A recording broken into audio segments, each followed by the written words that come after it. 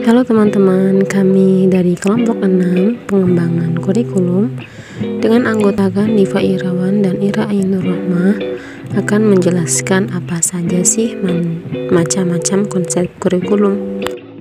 Yang pertama yaitu kurikulum akademik. Kurikulum subjek akademik ini memiliki sumber dari pendidikan klasik.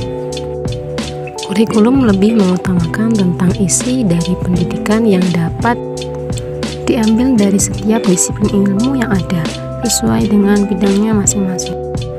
Sekurang-kurangnya ada 3 pendekatan dalam perkembangan kurikulum subjek akademis, yaitu 1. Melanjutkan pendekatan struktur pengetahuan. 2. Studi yang bersifat integratif. 3. Pendekatan yang dilaksanakan pada sekolah fundamentalis. Ada beberapa pola organisasi isi dari kurikulum subjek akademis, diantaranya correlated curriculum, unified atau concentrated curriculum, integrated curriculum, dan problem solving curriculum. Selanjutnya yaitu kurikulum humanistik. Konsep kurikulum humanistik memandang kurikulum dijadikan alat untuk pengembangan diri setiap individu siswa. Dalam proses evaluasi, kurikulum humanistik tidak mempunyai kriteria pencapaian. Sasaran mereka terdapat pada perkembangan anak supaya jadi manusia yang lebih terbuka. Pendidikan humanistik menekankan peran siswa. Pendidikan merupakan suatu upaya untuk menciptakan sesuatu yang permisif, rileks, dan akrab.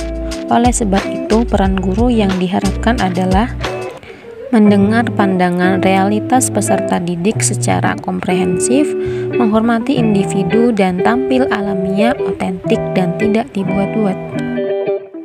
Baik, saya akan melanjutkan penjelasan dari Mbak Ira Ainur Rahmah. Dan selanjutnya yaitu kurikulum rekonstruksi sosial. Kurikulum ini sangat memperhatikan hubungan kurikulum dengan keadaan masyarakat dan dunia politik, perkembangan ekonomi. Dalam model kurikulum ini, guru berperan sebagai media penghubung antara tujuan peserta didik dengan manfaat lokal, nasional, dan internasional.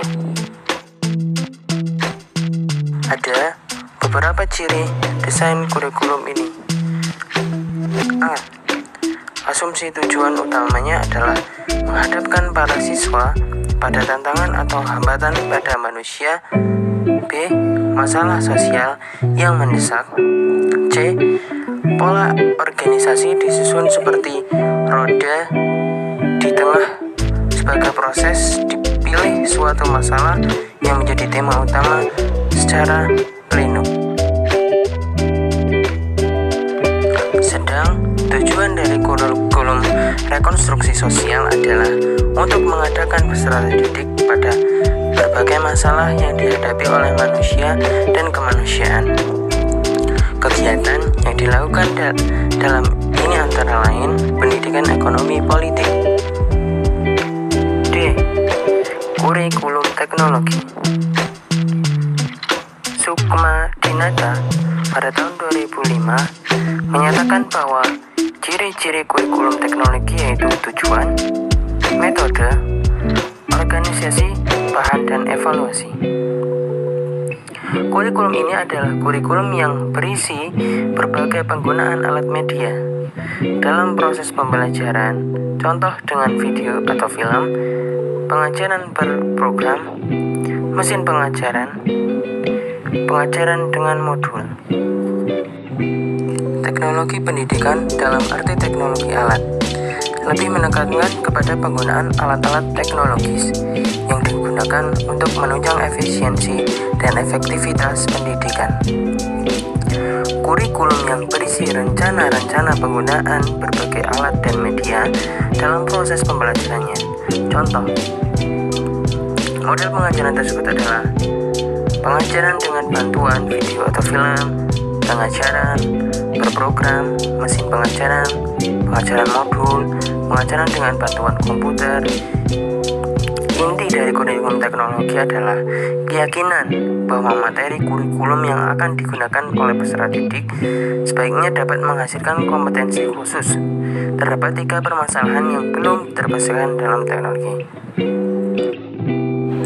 Jenis-jenis teknologi sendiri antara lain: 1. Teknologi cetak, 2. Teknologi audio-video, 3. Teknologi berbasis komputer, dan keempat yaitu teknologi terpadu. Alhamdulillah, terima kasih untuk teman-teman yang sudah menyimak video kami dari awal sampai akhir. Mohon maaf jikalau masih banyak kekurangan ya, dan semoga bermanfaat bagi kita semuanya.